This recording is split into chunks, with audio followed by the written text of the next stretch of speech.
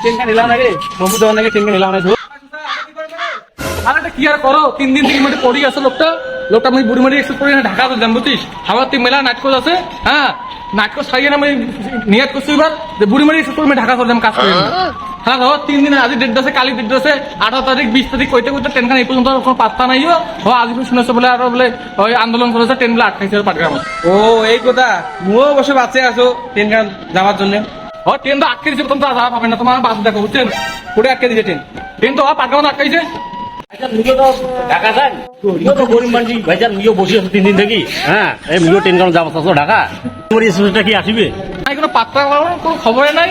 Date আছে 20 তারিখ, 18 তারিখ, বলে 19 তারিখ এলাকা আন্দোলন করেছেন, জায়গায় জায়গায় আন্দোলন করেছেন। মনে ঢাকার ট্রেন সব জায়গা থেকে ব্রেক করা সম্ভব পছনি। ওর তো বাসে যাওয়ার টাকা নাই, বুড়িমারি স্টেশনটা কি আসবে?